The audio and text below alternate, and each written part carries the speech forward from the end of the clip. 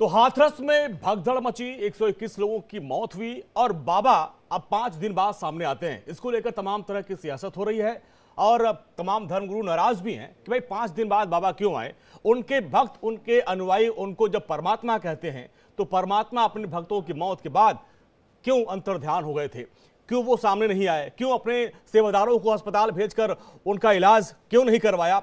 इस पे बात करने के लिए हमारे साथ कई खास मेहमान जुड़ रहे हैं और उनका तारुफ आपसे करवा दें, परिचय करवा दें। आचार्य शैलेश तिवारी जी हैं धर्मगुरु, आचार्य जी आपका स्वागत है। आचार्य राज मिश्रा जी हैं धर्मगुरु, आपका बहुत बहुत स्वागत है। और आचार्य कंचन जी हैं हमारे साथ धर्मगुरु, आपका भी बहुत बहुत स्वागत है। और हमारे सहयोगी प्रभात भी हमारे साथ है ग्राउंड जीरो पर, और एक एक रिपोर्ट।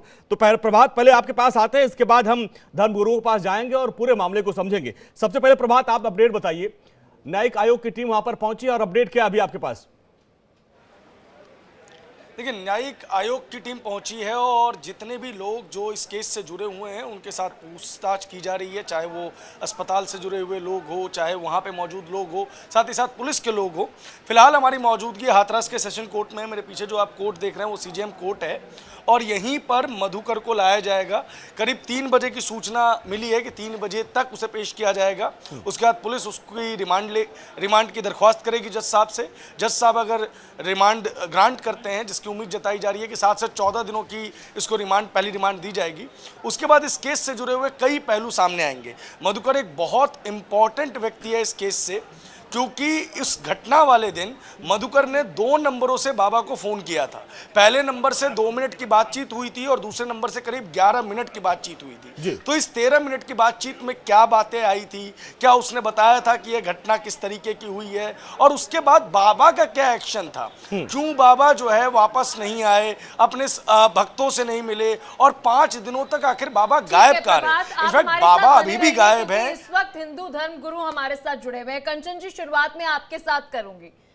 हमारी जो हिंदू धर्म की बात करते हैं उसमें कहा जाता है कि गुरु का दर्जा जो है वह भगवान से भी ऊंचा है। अब ऐसा क्यों लगने लगा है कि जितने भी ये धर्म गुरु हैं इसका दुरुपयोग कर रहे हैं? देखिए, अगर ये सत्य में धर्माचार्य होते, धर्म गुरु होते तो इस तरह की घटना घटती ही नहीं। कौन ऐसा धर्म गुरु कहते कि मैं शिव का अवतार हूँ, मेरे चरणों का रज लीजिए, आप ठीक हो जाइएगा। बात तो यही हुई थी कि जब वो स्टेज से उतरने लगे तो कहे उनके चरणों का रज लीजिएगा तो आप सीधा मोक्ष की प्राप्ति होगी। तो ऐसा एक धर्म गुरु का कार्य नहीं होता। धर्म गुरु आपको मार्गदर्शन करता है। धर्म गुरु के गुरु जो है आपको अच्छे कर्म करना बताता है, ना कि हजारों की संख्या में भीड़ इकट्ठी करते हैं। कितना संवेदनशील घटना ये हुई है। उन आत्माओं को मोक्ष की प्राप्ति हो, उनकी शांति हो, और वो भागे भागे फिर रहे हैं। अगर आप सच्चे गुरु होते तो आपको उस जगह पे खड़ा होना चाहिए था, जिसे हॉस्पिटल भिजवाना था उसे हॉस्पिटल भिजवाते। आप वहां से भाग खड़े हो गए। ये गुरु नहीं है, ये भगोड़े हैं। बोलते हैं ना कि इतने सारे मौत जो आप बता रहे हैं, संख्या 123 लोगों की मृत्यु हुई है और ये भागे फिर रहे हैं। ऐसे धर्म गुरु को तो उसके ऊपर पाबंदी लगनी चाहिए। और मैं ये कहूंगी, इस तरह के जो कथा करते हैं, अगर प्रशासन, देखिए प्रशासन कितने लोगों को रोक सकती है। आप एक लिमिट रखिए, 2 लाख 3 लाख जो आपकी कैपेसिटी है, जिसपे लोगों को असुविधा ना हो, आप उतने ही पब्लिक को बुलाइए। बिल्कुल कंचन जी, आपके पास आएंगे। आचार्य शैलेश जी, आपसे भी समझना चाहेंगे, इस तरह के प्रवचन होते रहते हैं और धार्मिक चेतना के लिए बहुत जरूरी भी है, लेकिन व्यवस्था की जिम्मेदारी किसकी होगी? और वहां पे खबर यह थी कि करीब हजारों की संख्या में उनके सेवादार थे। हमारे यूपी के जो पुलिसकर्मी थे उनको अंदर तक जाने नहीं दिया, झड़प तक भी नौबत आ गई थी। आखिर व्यवस्था किसकी थी? और वहां पे इतने कार्यक्रम कोई पहली बार तो हुआ नहीं था। सारी व्यवस्था, एग्जिट एंट्री पॉइंट और लोगों के लिए रहने की, पानी की, गर्मी की कोई व्यवस्था क्यों नहीं की गई? ऐसे आचार्य जी के ऊपर या जो भी ऐसे बाबा हैं, क्या उनकी जिम्मेदारी नहीं बनती इस जो भी कांड हुआ? देखिए, मैं आपको बता दूं कि यह कोई बाबा नहीं, कोई आचार्य नहीं, कोई धर्म गुरु नहीं है। यह पाखंडी ठग और लोगों को मति भ्रम करके, यह लोगों को बरगलाक फुसला करके धन ऐंठने वाला एक ठग है। अच्छा। अभी इसका जो वकील एपी सिंह कह रहे थे कि बाबा को हार्ट की समस्या है। अरे तुम्हारा बाबा तो भगवान विष्णु बन रहा था। जो भी हमारे सनातन धर्म के धर्माचार्य हैं, आप हिस्ट्री उठा करके देख लीजिए। हम लोग स्टेज पर चढ़ते हैं तो स्टेज को प्रणाम करके चढ़ते हैं जी। हम लोग चप्पल जूता तो पहनना तो दूर, मैं आपको बताऊं जूठा मुंह से भी स्टेज पर नहीं चढ़ा जाता। और व्यास पीठ पर यह व्यक्ति जूता पहनकर, टाई पहन करके और लोगों के सामने भ्रमित करने का जिस प्रकार से एक स्वांग रचा करके लोगों को बरगलाया और लाखों लोगों से ठगी करके सैकड़ों लोगों की हत्या करवा दिया, ऐसे व्यक्ति को फांसी की सजा होनी चाहिए। शैलेश मैं जी, क्या आप सबसे इसे ज्यादा हत्या चिंतित मान इस रहे बात हैं? का अगर हूं इसे कि आप आज हत्या मान रहे हैं तो हत्यारा कौन है? बाबा? बिल्कुल। देखिए, कोई भी बारात जाता है तो बाराती जिम्मेवार नहीं होता, दुल्हा जिम्मेवार होता है, उसके माँ बाप जिम्मेवार होते हैं, या इसकी संस्था जिम्मेवार है। इसका जो संस्था है और यह बाबा स्वयं जिम्मेवार है। मैं ऐसा मानता हूं कि भारत की राजनीतिक पार्टियों को इस पर संज्ञान लेना चाहिए। सभी पार्टियां सोई हुई हैं अभी, और विपक्ष भी सोया हुआ है, और प्रशासन तो अपना काम कर रहा है, इसमें कोई संदेह नहीं है। लेकिन जब राजनीतिक संरक्षण ऐसे ठीक लोगों है, को आचार्य शैलेश तिवारी विपक्षी जी, आपके पार्टियों का पास दोबारा संरक्षण लौटेंगे। मिलेगा। हमारे साथ आचार्य राज मिश्रा भी मौजूद है। राज मिश्रा जी, मेरे मन में एक सवाल है, क्योंकि पिछले 4 दिनों से मैं वहां पर मौजूद थी, ग्राउंड पर लोगों के साथ मैंने बातचीत की। वहां पर स्थानीय लोगों का यह कहना है कि बाबा वहां पर बकायदा ये एडवर्टाइजमेंट कर रहे थे कि जब वह मंच पर होंगे तो वहां पर शिवजी जी प्रकट होंगे। उन्होंने इस तरीके का भ्रम वहां पर फैलाया हुआ था। तो एक चीज ध्यान रखना है, बाबा कहना या संत कहना ऐसे लोगों को शायद ये हमारी नासमझी हो सकती है। ये लोग बाबा और संत की श्रेणी में कहां से आते हैं? एक बात सबसे ध्यान रखिए, कौन से अखाड़ा से या कौन से संस्कृत विद्यालय से या कौन से वेद को ऐसे व्यक्ति ने अध्ययन किया जिसके कारण इसको हम संत की उपाधि दे दें? या ऐसे व्यक्ति को हम किस चीज का संत? भाई, संत वो होता है जो कम से कम परमात्मा की तरफ अपने आप को समर्पित कर लेता है और अपने आप को त्यागी समझता है। और ये व्यक्ति तो अपने गृहस्थ को त्याग ही नहीं पाया, पत्नी को साथ में बिठा करके तब सत्संग करता था, तो उसको बाबा कहां से कहा जा सकता है? टोकना चाहूंगी राज मिश्रा जी, माफी चाहूंगी। जब मैं ग्राउंड पर वहां पर मौजूद थी, स्थानीय लोगों ने मुझे बताया कि वे बाबा की पत्नी नहीं थी, वे बाबा की मई थी। आप सोचिए, तो फिर तो और गलत है ना, कि जो व्यक्ति वो बाबा की पत्नी भी नहीं है, हाँ। और उसके साथ वो उसको लेकर के वहां मंच पर बैठ रहा है। और एक बात आप सोचिए, आप राम को उठा करके देख लीजिए, आप कृष्ण को उठा करके देख लीजिए, आप शिव को उठा करके देख लीजिए, जो स्वयं ब्रह्म है, लेकिन उसके बाद भी अगर पूरी भागवत का आप अध्ययन करेंगे तो भगवान कृष्ण ने स्वयं कभी नहीं कहा कि मैं भगवान हूं। भगवान राम ने सदैव, आप सोचिए, भगवान राम जो निषाद राजदू हैं, उनको सदा अपना भाई कहते हैं तुम मम सखा भरत संभ्राता और सदा रहो पुर आवत जाता। वो उनको अपना भाई कहते हैं। और एक साधारण व्यक्ति जिसके आएंगे आचार्य जी आपके पास है कि डीपी शास्त्री जी, एक और धर्मगुरु हमारे साथ जुड़ गए, उनका भी इस कार्यक्रम में स्वागत करें। डीपी शास्त्री जी, 2 जुलाई को जो घटना हुई हाथरस में, आपने देखा, आपका भी मन व्यथित हुआ होगा, और ऐसे में लाखों अनुयायी थी, वो उनको अपना परमात्मा मानते हैं, और जिस तरीके से घटना हुई उसके बाद अब 5 दिन बाद परमात्मा प्रकट होते हैं और वीडियो बना के जारी करते हैं, बोलते हैं भाई मैं बहुत दुखी हूं और मैं सहयोग करूंगा। लेकिन सवाल, अगर आप परमात्मा होते तो सबसे पहले अपने शिष्यों के बारे में जागरूक होते, उनको जानते कि भाई क्या हाल है, उनको उनके हाल पे छोड़ नहीं आते। पशु व्यक्ति हैं और वो व्यक्ति झूठा ही लेना, झूठा ही देना, झूठा ही भोजन, झूठा ही चबाइना, झूठ के व्यापार करते थे। उनको परमात्मा से मतलब नहीं है, सनातन से मतलब नहीं है, वेद पुराण से मतलब नहीं है। जिसको एक श्लोक नहीं बोलना आता है, राज मिश्रा जी भी बोल रहे थे जी। जो भागवत रामायण मानस किसी वेद पुराण का स्वाध्याय नहीं किया हो, जो रेपिस्ट है, जो दुनिया में नाना प्रकार के पाप से पहले ग्रसित है, उस व्यक्ति को बाबा और उस व्यक्ति को इस स्थान से संबोधन नहीं देना चाहिए। अगर उसमें सत्यता होता, धर्म होता, तो उसी दिन पुलिस प्रशासन के समकक्ष खड़ा होकर के अपने गुनाह को कबूल कर लेते। चोर के भांति भागते रहे इधर उधर, आज प्रशासन का डंडा पड़ा तब आके वीडियो बना रहे हैं। ये गलत है।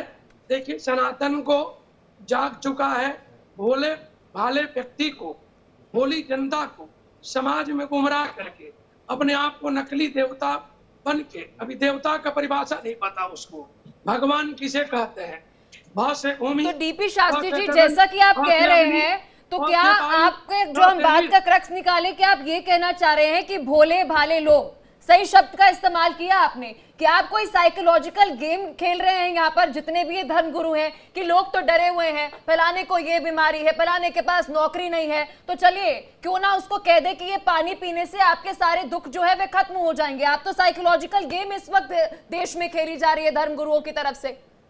देखिए, इनका सबका लिस्ट आपके पास है, इसमें कोई ब्राह्मण नहीं है, सबका लिस्ट आपके पास है, जाति से भी कोई ब्राह्मण नहीं है, ये कहीं गुरुकुल, कोई विश्वविद्यालय, कहीं शिक्षा दीक्षा ये कहीं ग्रहण नहीं किए हैं। इनका सब इतिहास उठा के देख लिए, ये क्या किए हैं कि जनता के साथ और एक धर्म का आड़ लेकर के अपना एक व्यापार किए हैं, और व्यापार करके धन पशु बने हैं और धन के संग्रह किए हैं। ठीक है, ये आपने पॉइंट उठाया, लेकिन कंचन जी, उनके वकील से कल इंडिया डेली ने बात की, उन्होंने कहा कि भाई न वो दान लेते हैं, आएंगे आचार्य राज जी, उनके वकील साहब से कल इंडिया डेली ने बात की, सबसे पहले बात की, तब उन्होंने दावा किया कि न वो दान लेते हैं, न उनके पास कोई संपत्ति है, जो भी है सब उनके भक्तों के द्वारा दिया गया है। अब आप देख लीजिए, करीब 6-7 ऐसे शहर हैं जहां पर करोड़ों की उनकी कोठियां हैं और कई दर्जनों गाड़ियों काफिले के साथ वो चलते हैं। जब दान नहीं, कुछ पुण्य नहीं, सब कुछ नहीं, तो इतना लग्जरी लाइफ कैसे बाबा जीते हैं?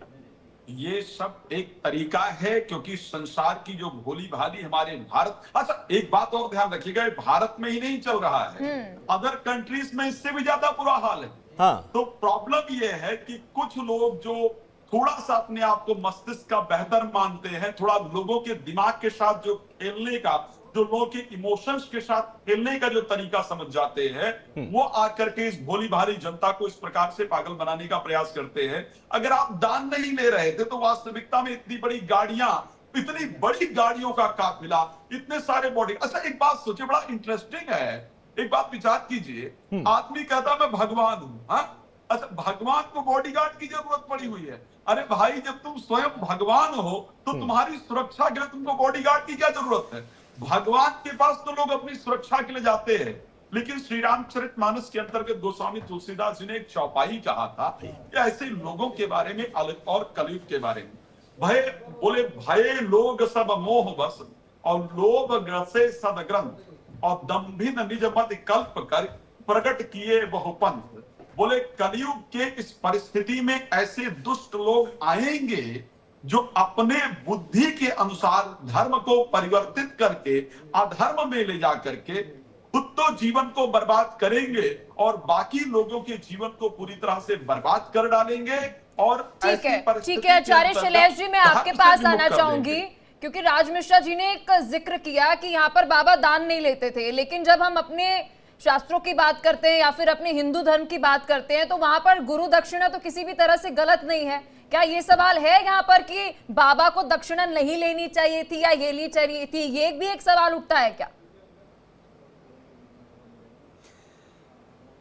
देखिए, ब्राह्मण का 6 कर्तव्य है, पढ़ना, पढ़ाना, दान देना, दान लेना, पूजा करना और कराना। संत का क्या काम है? भगवान के चरणों में भक्त को दर्शन कराना, भगवान के तरफ आकर्षित करना, स्वयं भगवान नहीं बनना। और जहाँ तक बात है दान का अधिकारी कौन है, यह महत्व होता है। और यह जो बाबा है, यह ना तो इसके पास संस्कृत का ज्ञान है, ना वेद का ज्ञान है, ना तो इसको नहीं, पुराण का ज्ञान है, ना महाकाव्य का ज्ञान है। सर एक बार फिर अपने सवाल को दोहरा दूं, मैं आपसे ये पूछना चाह रही हूँ कि अगर मेरे गुरु में आस्था है और वह गुरु मुझे ज्ञान दे रहा है, मैं यहाँ पे बाबा की बात नहीं कर रही, अब मैं तो गुरु दक्षिणा ये सोचकर दे रही हूँ कि ये तो मेरा गुरु है, अब वह गुरु वहां पर जाके महल खड़े कर रहा है, ये बड़ा सवाल है सर। अरे गुरु किसी को बना लेंगे, लोग कहा जाता है कि पानी पीजिए छान के, गुरु बनाइए जान के। जब तक से गुरु के बारे में उसका हिस्ट्री नहीं पता तो गुरु नहीं बना सकते। आप देखिए शादी विवाह के लिए अपने बच्चों के लिए लोग जाते हैं या उनके घर पर आता है तो पूरा हिस्ट्री, इतिहास, ज्योग्राफी पूरा पता करता है लोग कि उसके खानदान कुल क्या है। यहाँ तो कुछ खानदान कुल ही की पता नहीं है। शैलेश जी, एक और मेहमान हमारे साथ जुड़ रही है, दीपा जी, उनका भी स्वागत करते हैं अपने इस कार्यक्रम में। दीपा जी, आपका बहुत बहुत स्वागत है। 2 जुलाई को जो घटना हाथरस में हुई, 121 लोगों की मौत हुई, उसमें ज्यादातर जो महिलाएं थी, छोटी छोटी बच्चियां थी, बच्चे थे, उनकी मौत हुई है। देखिए, एक बड़ी आस्था है और हर कोई अपने जीवन में किसी न किसी बात को लेकर परेशान है। किसी को नौकरी की टेंशन है, किसी को बेटी बहू की टेंशन है, किसी को गरीबी की टेंशन है, और इस टेंशन को लेकर वो प्रवचन सुनने जाते हैं, बाबाओं के पास जाते हैं कि वहां पर कुछ उनके समस्या का समाधान निकलेगा। लेकिन इस तरीके से अव्यवस्था और जो चीजें हुई उनको लेकर आपको लगता है कि जो परमात्मा, जिनको उनके भक्त कहते हैं, 5 दिन बाद आते हैं और कहते हैं कि भाई हम जात में सहयोग करेंगे, लेकिन उन परमात्मा जिनके लिए उन्होंने अपनी जान त्याग दी, उनके शिष्यों ने, उनके प्रति क्या फर्ज बनता था उनका? देखिए, बिल्कुल पहले तो मुझे ये बताते हुए बड़ा ही दुख होता है कि कितनी निंदनीय घटना जो ये घट रही है। बाबाओं के शिविर में जिस तरह की दुर्घटनाएं हो रही हैं या ये जिस तरह का भी हुआ है, पहली चीज़ तो ये कि लोगों को यहाँ सबसे पहले समझने की ज़रूरत है, जैसा कि अभी हमारी एंकर मोहतरमा ने कहा कि गुरु जो होता है उसे हमें दक्षिणा जो देनी होती है, क्योंकि गुरु दीक्षा का हमारे यहाँ पर बहुत समय से प्रचलन है और हम देते आए हैं। जब हम कभी कुछ भी गुरु से लेते हैं तो उसके बदले में हम उन्हें दक्षिणा दी जाती है, हमारी तरफ से दी जाना चाहिए कुछ भी उन्हें, ये परंपरा है एक। लेकिन गुरु और संत, इन दो चीजों का डिफरेंस समझने की कोशिश यहाँ करनी पड़ेगी। कौन गुरु है, कौन संत है। अब जैसे कि आप देखें कि इनको संत महात्मा की उपाधि दे दी जाती है, इतने इतने सारे लोग वहां पहुंच जाते हैं। सबसे पहले तो जब आप एक संत या गुरु बनकर एक स्टेज पर बैठकर, एक मंच पर बैठकर लोगों के कष्ट हरने का दावा करते हो, वो झूठा है सच्चा है वो जैसा भी है, तो आपको पहले सबसे पहले वहां जो आने वाले श्रद्धालु लोग हैं या जो जिसकी भी जैसी श्रद्धा है वहां जो पहुंचते हैं, उनकी जो व्यवस्था है उसके लिए सबसे पहले आपका जो फर्ज बनता है वो आपको करना चाहिए कि जितने भी लोग आ रहे हैं उनके बैठने की व्यवस्था, उनके पानी की व्यवस्था, जिस तरह से गर्मी का समय है वैसे ही बिना किसी चीज के भी लोग गर्मी की वजह से मर रहे हैं, तो आप इतने बड़ी भीड़ इकट्ठा कर रहे हैं, तो आपने उसके लिए क्या चीजें जुटाई हैं, क्या साधन जुटाए हैं, क्या प्रशासन पुलिस उस चीज के लिए पूरी तरीके से, आप अगर ओके हो तभी उस चीज को आपको करने का फर्ज बनता है। प्रभात भी हमारे साथ, हमारे साथी बने हुए हैं। प्रभात, आप ग्राउंड जीरो पे बने हुए हैं, लगातार एक एक चीज देख रहे हैं। अब इस पे हम देख रहे हैं पॉलिटिक्स शुरू हो चुकी है। मायावती जी कह रहे हैं कि भाई ऐसे पाखंडी बाबाओं से बचना चाहिए, जांच होनी चाहिए। इधर समाजवादी पार्टी की तरफ से कहा जा रहा है कि ये जो गिरफ्तारियां हुई हैं, 6 गिरफ्तारियां हुई हैं, ये सरकार अपनी कमजोरी को छुपा रही है, यानी इस पर जमकर सियासत हो रही है। थोड़ा जरा ग्राउंड रिपोर्ट आप बताएं, कैसे सियासत हो रही है इस पे? हाथरस का मामला पूरी तरीके से अब राजनीति के भेंट चढ़ता हुआ नजर आ रहा है। राहुल गांधी भी यहाँ पहुंचते हैं, अखिलेश यादव यहाँ पे टिप्पणी करते हैं, मायावती जी टिप्पणी करती हैं। तमिलनाडु में 70 लोगों की मृत्यु हो जाती है, राहुल गांधी वहां नहीं पहुंचते हैं, हाथरस आते हैं और हाथरस में पीड़ितों से मिलते हैं। उनको शायद तमिलनाडु भी जाना चाहिए था जहां उनकी सरकार है, बहरहाल वापस हाथरस पे आते हैं। देखिए, हाथरस मामले में एक चीज स्पष्ट है कि जो लोग इस घटना के शिकार हुए हैं वो बेहद गरीब हैं, शोषित हैं, वंचित हैं, जिनकी आवाज आज मायावती जी ने उठाई है। उन्होंने कहा है कि ये लोग जो हैं वो ज्यादा इन सब चीजों में फंसते हैं क्योंकि इसकी पीछे की सबसे बड़ी वजह अशिक्षा है, गरीबी है। हमने जितनी भी लोगों से मुलाकात की जिनकी मृत्यु हुई है या जो घायल हैं, उनके जो घर हैं वो बहुत छोटे छोटे हैं, गलियां बहुत छोटी छोटी है, निकासी गलियों में जो नालियां हैं उनमें पानी निकासी के माध्यम नहीं है। तो आप इमेजिन कर सकते हैं कि वो किस बैकग्राउंड से आते हैं। अब रही दूसरी बात, भारत में हर व्यक्ति अपना एक दर्शन लेके चलता है, ये व्यक्ति भी अपना एक दर्शन फैला रहा था, तो इसने अपने आप को दर्शन फैलाते फैलाते भगवान के रूप में प्रेजेंट करना शुरू कर दिया। और उसके बाद ये चरण रज और हैंडपंप का पाखंड, जिसकी वजह से कहीं ना कहीं इतनी बड़ी घटना हो गई। और अब इस घटना पर भरपूर सियासत जरूर हो रही है, हर व्यक्ति इसको, ये तो सियासत की बात है। कंचन जी आपके पास आते हैं, जो प्रभात में, और चूंकि पलक जो है डे 1 जिस दिन हादसा हुआ रात को पहुंच गई थी, एक हैंडपंप का मामला सामने आ रहा है कि आचार्य के ये जो तथाकथित बाबा हैं, इनके आश्रम में हैंडपंप है, कहते हैं ये अमृत है, इसका पानी पीने से लोग जो है सारी उनकी समस्याएं दूर हो जाती हैं। और हादसे के बाद भी पलक ने और प्रभात ने लोगों से बात किया, उनको अभी भी बहुत विश्वास है। वो कह रहे हैं कि बाबा किसी का बुरा नहीं कर सकते, जिनको जाना था वो चले गए, उनका उतना ही लिखा था। ऐसे हैंडपंप से अगर पानी आएगा उसे पी के लोग स्वस्थ हो जाएंगे, उसकी कामना पूरी हो जाएगी, तो हमारी गंगा जैसे पवित्र जल का क्या वर्णन करेंगे ये केवल पाखंड है। और अपने तरफ पब्लिक जो छोटे तत्व के लोग हैं, जो गांव में आदिवासी एरिया के लोग हैं, पहले उनको खिलाते हैं, मुफ्त में खिलाते हैं, कपड़े वस्त्र दान करते हैं ताकि एक भीड़ इकट्ठी हो। उसके बाद ये वहां पे अपने आप को देवता स्थापित करते हैं। तो ऐसे बाबाओं को मैं कहती हूँ कि कम से कम उम्र कैद की सजा नहीं तो फांसी की सजा हमारे भाई बहन। आचार्य राज मिश्रा जी, मैं आपके पास आना चाहूंगी। कंचन जी ने जो एक बात कही और मेरे सहयोगी अंजनी ने भी जो बात कही, आप सर, आपको बहुत अरसे से मैं जानती हूँ, एक अच्छे समय से मैं राज मिश्रा जी आपको जानती हूँ, आप एस्ट्रोलॉजर भी हैं, और जहां तक मैं जानती हूँ ये कहा जाता है कि होई सोई जो राम रची राखा, ये सब जानते हैं, ठीक है। लेकिन इसके बावजूद भी पानी पी लेंगे तो सब ठीक हो जाएगा, पानी पी लेंगे, बाबा के दर्शन कर लेंगे, धूल जो है उनकी अपने माथे पे लगा लेंगे तो सब कुछ ठीक हो जाएगा।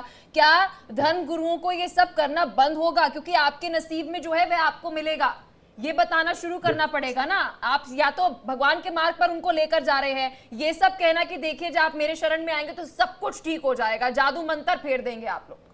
देखिए, सबसे पहले तो एक बात सोचने वाली है, धर्म किसे कहते हैं कि हमारी सीधी साधी पब्लिक को जरूर सोचना होगा, विचार करना होगा। देखिए, शास्त्र कहता है कि धारणात इति धर्मा, जो धारण करने योग्य है वो धर्म है।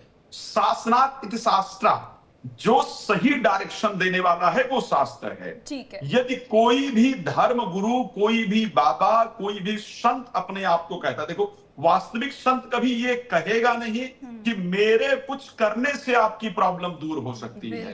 वास्तविक संत हमेशा ये कहेगा कि परमात्मा की आराधना करने से आपकी प्रॉब्लम दूर हो सकती है। वास्तविक संत आपको परमात्मा की तरफ ले जाने का प्रयास करेगा। श्री रामचरितमानस के अंतर गोस्वामी तुलसीदास जी एक दोहा लिखते हैं कि सुनो भारत भावी प्रबल बिलखि कहे मुनिनाथ, हानि लाभ जीवन मरण जस और अपयश विधिहात। हानि लाभ जीवन मरण जस अपयश विधिहात। हम कब हानि होनी है, कब लाभ मिलना है, कब यश मिलना है, कब अपयश मिलना है, ये सब कुछ परमात्मा ने। बहुत बड़ी बात कही सर आपने। एक बार पलक जो हम डीपी शास्त्री जी समझना चाहेंगे। देखिए शास्त्री जी, हर कोई आजकल परेशान है और हर कोई जब मानसिक रूप से विचलित होता है, परेशान होता है, तो वो धर्म के शरण में जाना चाहता है। ऐसे में जिनकी आस्था जिन गुरुओं के पास होती है उनके पास जाते हैं। ये लोग भोले बाबा के शरण में गए और उनको लगता था कि बाबा कुछ चमत्कार करेंगे। क्या ऐसे बाबाओं के पास कोई चमत्कारी ताकत होती है, कोई जादू टोना करते हैं, या वाकई इनके पास क्या ताकत थी जिससे ये पानी पिला के चरण रस दे के सबको ठीक कर देते हैं? क्या ऐसे जो धर्म गुरु है कुछ जादू टोना भी करते हैं क्या? नहीं, कुछ नहीं, ये सब पाखंड है। हाँ, ये सब दंभ है, पाखंड है। ये पाखंडी लोग हैं। ये सनातन को, संस्कृति को, देवता को, भारत की गरिमा को ये बदनाम करते हैं। इनके एक ही लक्ष्य केवल धन कमाना और भोली भाली जनता को गुमराह करना। पानी पीने से, पानी वृंदावन के खरा है तो वहां बिहारी जी नहीं है। हम पूछ रहे हैं, भक्ति है, श्रद्धा है, विश्वास है, गोविंद है, वहां पानी खरा है। मीठा पानी नहीं है तो क्या भक्ति नहीं है, भगवान नहीं है? ये लोग को जो है ना दंभ फैला करके और लोग को शोषण करते हैं, समाज में शोषण करते हैं।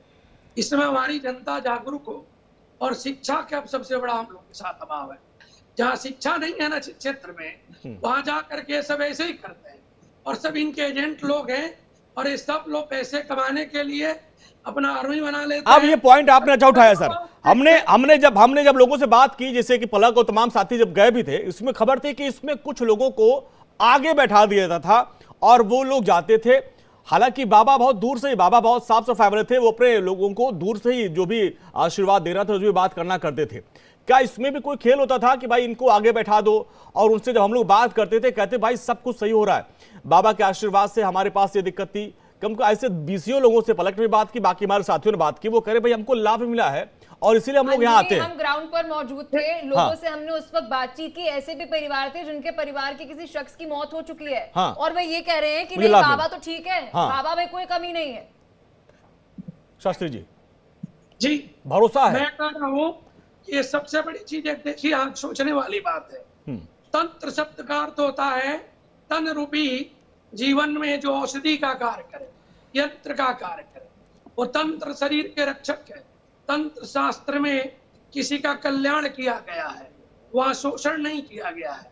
ये जितने सब कामी हैं, भोगी हैं, ये सब मूवी बनाते हैं, पिक्चर बनाते हैं, गोलगप्पे खिलाते हैं, 200-500 करोड़ इकट्ठा कर ठीक लेते है हैं। दीपा जी, मैं आपके पास आना चाहूंगी। ये सब मैम, मैं पाखंड पिछले करते 4 हैं, दिनों इनका से कल्चर है। हाथरस में मौजूद थी और मैं इस वक्त आपको ये कहना चाहूंगी कि मैं निजी तौर पर अभी बहुत ज्यादा दुख महसूस कर रही हूँ, पीड़ा में हूँ, क्योंकि मैं उस सीमा रेखा पे खड़ी हूँ जहां पर मैं लोगों से चाहती हूँ कि आप अपने गुरुओं को माने।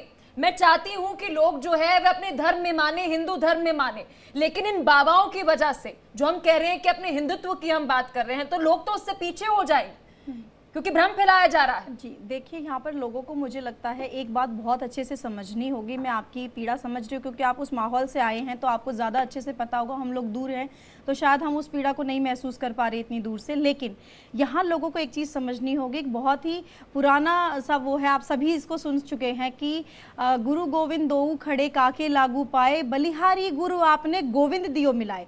तो गुरु के बलिहारी कब किया हुआ जाता है? जब वो गोविंद से मिलाता है, यानी भगवान के दर्शन कराता है या भगवान के मार्ग पर चलाता है। अभी आज की जो जनरेशन है, और खासकर की जैसा कि शास्त्री जी ने बताया, ये सब लोग पढ़े लिखे लोग नहीं हैं, ये सब लोग वो लोग हैं जिन्हें दूर दूर तक इन बातों का मतलब ही नहीं पता। तो जो गोविंद से दूर करके ये कह रहा है कि मैं ही शिव हूं, मैं ही विष्णु हूं, सुदर्शन चक्र चला रहा हूं, भगवान हूं, तो आपने इतने अच्छे कर्म अभी नहीं किए हैं कि आपको भगवान के साक्षात दर्शन ऐसे टेंट में बैठकर हो जाएंगे, और वो भी टाई लगाकर भगवान जी आएंगे और शूज पहनकर बैठकर प्रवचन करेंगे, साथ में एक महिला जिसका यही नहीं पता कि वो कौन है, उनकी क्या लगती है, और फिर वो प्रवचन कर रहे हैं, बाबा बन गए हैं, हैंडपंप से पानी पिला पिला के लोगों को ठीक कर रहे हैं, मरे हुए लोगों को ठीक करने का दावा कर रहे हैं। तो फिर आपको ये समझना होगा कि यहाँ पर जो जनरेशन है, जो जनता है वहां की, सबसे जो बड़ी कमी लगती है शिक्षा की कमी। बाबा के बारे में बैकग्राउंड भी हम प्रभात से जानेंगे। प्रभात, चूंकि आप ग्राउंड जीरो पे हैं, बाबा के बारे में कहा जाता है पहले यूपी पुलिस में थे और इनके ऊपर कई मामले भी दर्ज थे, जैसा कि कल असीम अरुण जी हमारे साथ जुड़े भी थे, उन्होंने भी बताया कि भाई पुराने मामले हैं, जांच पड़ताल आगे की जाएगी। तो कई मामले भी दर्ज थे, यूपी पुलिस में भी थे, और फिर वहां से कैसे ये बाबा बनते हैं और आज ये टाइप सूट बूट वाले बाबा बन जाते हैं? इसके बाद अपने हम धर्मात्माओं के पास चलेंगे। हाँ, पहले ये पुलिस में थे और उसके बाद उन्होंने लंबी सेवा वहाँ पे की और उसके बाद अचानक ये बाबा बने। लेकिन उनकी कुछ कहानियाँ हैं जो अब खुल के सामने आ रही है। सबसे पहले एक स्टोरी आगरा से है, जहाँ पे 2 दिनों तक एक कैंसर की पेशेंट लड़की को जो है वो सामने रखा गया था और ये दावा किया गया था कि ये जिंदा हो जाएगी, लेकिन इस तरीके से कुछ नहीं हो पाया। और उसके बाद ऐसी घटनाएं हैं एक एक करके जो पाखंड की तरफ आगे लेके जाती है कि जिंदों को मुर्दा करना, ठीक है, लॉकेट से शक्ति का आ जाना, चरण रस से बीमारियों का ठीक होना, पानी से पथरी का इलाज हो जाना। उसके बाद ये लगातार चलता रहा। इसमें एक चीज़ ज़रूरी है जाननी कि जो पुराने समय के जानकार लोग हैं उनका ये कहना है कि पहले के दौर में बाबा के कुछ एग्जीक्यूटिव्स होते थे। आज के दौर में अगर बात की जाए, मार्केटिंग एग्जीक्यूटिव्स जो बाहर निकल के आते थे और बाबा का प्रचार प्रसार करते थे और वो कहते थे कि देखिए मेरे को किडनी की बीमारी थी, बाबा ने मुझे ठीक कर दिया, मुझे छाती की प्रॉब्लम थी, बाबा ने मुझे ठीक कर दिया। और मुख्यतः वो उन इलाकों को टारगेट करते थे जहाँ पे थोड़ी सी ज़्यादा गरीबी हो। यानी कि इनका जो वर्किंग पैटर्न था वो भी एक तरीके से मिशनरीज टाइप का था। इसलिए आप चेक करेंगे कि एक तो मैक्सिमम जिनकी मृत्यु हुई है या जो लोग वहां पे मौजूद थे उनकी जो उम्र है वो 50+ बताई जा रही है, कुछ एक बच्चियां भी है। सेकेंडली जो जवान लोग हैं वो सेकेंड जनरेशन उनके भक्त हैं, वो फर्स्ट जनरेशन उनके भक्त नहीं है। यानी कि किसी की माता जी जाती थी, दादी जी जाती थी, तो उनके लोग इनके अंदर आ रहे हैं। तो ये एक तरीके से मिशनरी की तरह वर्क कर रहा है। आचार्य शैलेश जी क्या कहना चाहेंगे? बनाए जा रहे हैं। प्रभात जिस तरह से बता रहे हैं, और हमने यही शुरुआत करी थी कि एक साइकोलॉजिकल गेम जो है वे खेली जा रही है। एक ऐसे वर्ग के पास जाना जहां पर पता है कि यहाँ पर गरीबी होगी, यहाँ पर लोगों के अगर बीमारी भी है तो वो उपचार नहीं करा पा रहे होंगे, नौकरी नहीं होगी, वहां पर टारगेट जो है वो टारगेट ऑडियंस है हमारी, वहां पर हमें टारगेट करना है। लेकिन बड़ा सवाल तो आचार्य शैलेश जी ये उठ जाता है कि बाबा खुद अपनी पत्नी को छोड़े बैठे हैं, तो क्या संदेश दे रहे हैं वो? उनके खुद के कैरेक्टर के ऊपर एक बड़ा सवाल उठा रहा है, पता नहीं बगल में किसे बिठाए हैं। देखिए, विश्वास सूत्रों के अनुसार पता चलता है कि जो बाबा जिस महिला के साथ बैठ करके लोगों को आशीर्वाद देता है वो महिला उसकी मामी है, सगी मामी है। ऐसे लोग समाज के लिए एक बहुत बड़े कलंक हैं, जो समाज को चारित्रिक रूप से भी दूषित करते हैं, और साथ साथ ऐसे लोग एक मार्केटिंग एजेंडा के तहत ऐसे गरीब गुरबा के महलों में जाते हैं जो लोग बहुत कम पढ़े लिखे होते हैं और जिनके पास समस्याएं बहुत ज़्यादा है। वैसी महिलाएं जिनके पति शराब के नशे में है, जो नौकरी जिनके पास नहीं है, गरीब परिवार तबके के लोग, ऐसे लोगों के पास ये लोग टारगेट अपना क्लाइंट्स के रूप में करते हैं और ऐसे लोगों को अपना भक्त बनाते हैं और धीरे धीरे उन लोगों के दिमाग में एक सम्मोहन करते हैं कि आपका सब कुछ ठीक कर देंगे, सब कुछ ठीक कर देंगे, और इसी प्रकार करते करते ये लोग एक बहुत बड़ा साम्राज्य खड़ा कर लेते हैं। आचार्य शैलेश जी, दान नहीं लेते हैं, ऐसा इसने मार्केटिंग किया। ब्रेक का वक्त हो गया, ब्रेक लेना पड़ेगा। हालांकि हम क्लियर कर दें कि हमारा मकसद किसी भी धर्म गुरु का अपमान करना नहीं है, सबके अपने अनुयायी हैं, लेकिन हमारी कोशिश है आप सभी विद्वानों के माध्यम से कि जो एक धर्म का, एक आस्था का लोगों ने चश्मा पहन रखा है, एक पट्टी बांध रखी है जिसके चलते नुकसान हो रहा है, उस पट्टी को उतारना। ब्रेक के बाद एक बार फिर से आप सभी का इंडिया डेली में स्वागत है। लगातार हाथरस मामले पर हमारी महा कवरेज तो चालू है, लेकिन इस बीच हमारे साथ जुड़े हुए हैं धर्म गुरु, ये बताने के लिए कि अंधविश्वास और विश्वास में एक बड़ा अंतर है। आचार्य शैलेश जी, मैं आपके पास आना चाहूंगी। सवाल ये भी खड़ा हो रहा है कि क्या बाबा कोई वशीकरण तो नहीं करते थे, क्योंकि लोगों के हम देख रहे हैं कि हमारे साथ शैलेश जी जुड़े हुए, उनके साथ फिर आएंगे। राजमिश्रा जी, मैं आपके पास आना चाहूंगी, क्या कहना चाहेंगे, कोई वशीकरण तो नहीं किया जा रहा है इन भक्तों के साथ? क्योंकि वहां पर तो आपके प्रियजन जो है वह उनकी मौत हो गई, उसके बावजूद भी जो है वो कह रहे बाबा तो ठीक है, बाबा में कोई कमी नहीं है, उनकी क्या गलती है? आपने एक खेल देखा होगा शायद बचपन में, अगर कभी गांव में आपने देखा हो, मदारी का खेल देखा होगा, जो जनरली टायर को सांप बनाकर दिखा देता था जी, और बच्चों को भरोसा होता था कि नहीं जी ये टायर नहीं है, ये सांप ही है, राइट। अच्छा, ये सब जो विद्याएं हैं कुछ 2-4 प्रकार की ना, इनको 2 दिन के अंदर कोई भी 24 घंटे के अंतर्गत ऐसी विद्याओं को बड़ी साधारणतया सीखी जा सकती है। बहुत सही, हाँ। लेकिन ऐसी विद्याएं किसी को कला दिखाने के लिए तो बिल्कुल हो सकती हैं, किसी को मैजिक दिखाने के लिए तो फायदेमंद है, लेकिन ये भगवान से प्राप्ति का या संत की श्रेणी में जाने वाली विद्याएं नहीं है। तो आज की परिस्थिति में जो ऐसे पाखंडी लोग हो गए हैं, उन लोगों ने पिशाचनी, कर्ण पिशाचनी इत्यादि की साधना या यक्षणी इत्यादि की साधना करके वो मदारी वाली जो विद्याएं हैं उसका अध्ययन कर लिया है, और उस मदारी वाली, जिस प्रकार आप भी देखते हो भाई, आप बहुत सारे ऐसे देखते होंगे, नाटक देखते हैं, सर्कस हम लोग देखते हैं, जहां वो आदमी ठीक है। राज जी, आपने बहुत बड़ी बात की, लेकिन दीपा जी सभी ब्रेक में हम लोग बात कर रहे हैं। दीपा जी, आस्था और अंधविश्वास में बहुत बारीक सा अंतर होता है जी।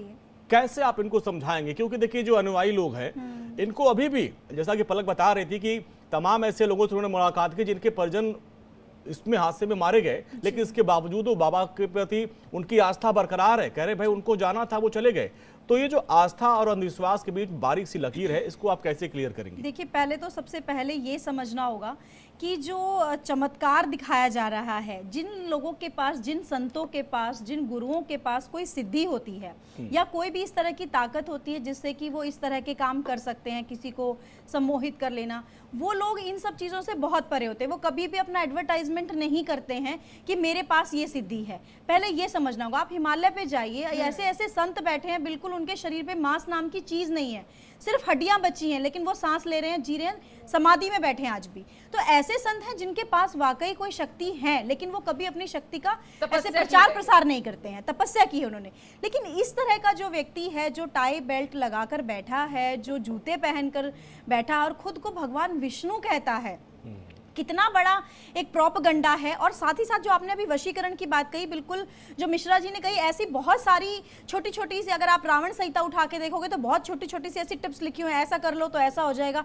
और ऐसे हमारे शास्त्रों में बहुत सारी ऐसी पुस्तकें दीपा जी, हम लोग आखिरी सेगमेंट में आ गए हैं। शास्त्री जी, आपसे समझना चाहेंगे, इसके पहले एक संत रामपाल जी को भी हमने सुना था, उनका एक अपना किला था, उनके करीब सैकड़ों से जो है गनर उनके बॉडीगार्ड होते थे। तो अच्छा, हर संत का जो ये लोग हुआ करते, सबके एक एक रेसिपी थी। जैसे ये बाबा पानी देते थे, रामपाल जी खीर देते थे, कुछ बाबा थे जो हाथों से राख निकाल दिया करते थे। ऐसे लोगों से कैसे बचा जाए? और इनकी अपनी एक प्राइवेट आर्मी होती थी, सरकारें भी बचती हैं इनसे पंगा लेने से। ये कि बहुत सारे ऐसे बाबा सत साईं जी को देखे होंगे, हाथ में विभूति, ये सब हाथ की सफाई है। जो संत होते हैं जिनके अंदर आत्मज्ञान होता है, ग्रंथ का ज्ञान होता है, वो साइलेंट होते हैं, उनका आशीर्वाद ही काफी है। और अब ऐसे ऐसे बाबा इस धरती पे जन्म ले लिए हैं जिसके कारण हमारा सनातन धर्म बदनाम हो रहा है, संत समाज बदनाम हो रहे हैं, जितने आचार्य हैं वो बदनाम हो रहे हैं। तो इस पे प्रतिबंध लगनी चाहिए, इस पे मुकदमा दर्ज होना चाहिए। आचार्य शैलेश जी क्या कहेंगे? कंचन जी ने एक बहुत महत्वपूर्ण बात उठाई और ये मेरे जहन में भी थी। आचार्य शैलेश जी, मुझे कहते हुए ये अच्छा नहीं लग रहा क्योंकि मैं हिंदू हूँ और मैं गुरुओं में मानती हूँ, मेरे भी गुरु हैं और मैं इनका सम्मान करती हूँ, लेकिन शैलेश जी क्या इस वक्त यह समय हमारे देश के अंदर कि एक नेशनल पॉलिसी बननी चाहिए इन धर्म गुरुओं के लिए भी, इनकी क्रेडिबिलिटी जानने के लिए ऑडिट होना चाहिए कि ये धर्मगुरु असल में धर्मगुरु है भी या फिर भ्रम फैला रहा है, लोगों को ठग रहा है? जी आचार्य शैलेश जी। बिल्कुल, इस देश में एक कानून ऐसा पारित होना चाहिए कि कौन व्यक्ति कितना पढ़ा है, किस संस्था से पढ़ा है और उसका बैकग्राउंड हिस्ट्री क्या है, क्रिमिनल है, चोर है, डकैत है, संत है, क्या है, उसकी जानकारी जरूर होनी चाहिए। और यह पब्लिक प्लेटफॉर्म पर भी जानकारी होना चाहिए, उसके जन्म से लेकर के और जब तक वह पाखंड ढोंग करता है तब तक। और जो अच्छे संत है उसको तो सारे लोग जानते हैं, देवरा बाबा को कौन नहीं जानता था? पूरी दुनिया जानती थी। देवरा बाबा के चरणों में तो एक से बढ़कर एक जो है बड़े बड़े राजनेता जाकर के गिरते थे, और वो देवरा बाबा जो है एक मचान पर ही अपना जीवन को बिता दिए। सैकड़ों वर्षों तक उनका जीवन रहा, किसी ने जाना भी नहीं कि कितना कब जन्म कहाँ कब कैसे हुआ, क्या हुआ। तो मेरा ऐसा मानना है कि आज जितने भी टीवी चैनल पर सोशल मीडिया के माध्यम से सो कॉल्ड अचानक जो बाबा पैदा हो जा रहे हैं, अभी इस कोरोना काल में भी 3-4 सालों में 4-5 बाबा पैदा हो गए हैं, उनकी क्रेडिबिलिटी पब्लिक के सामने जानने की जरूरत है। मुद्दा कौन है? शास्त्री जी, आपसे भी यही सवाल रहेगा क्योंकि कोरोना के दौर में सोशल मीडिया का दौर आया, कुछ लोगों ने ज्ञान देना शुरू किया, वो बहुत पॉपुलर हो गए, कुछ लोगों ने शिक्षा में दिया, वो पॉपुलर हो गए, कुछ लोगों ने रील्स बनाई, वो पॉपुलर हो गए।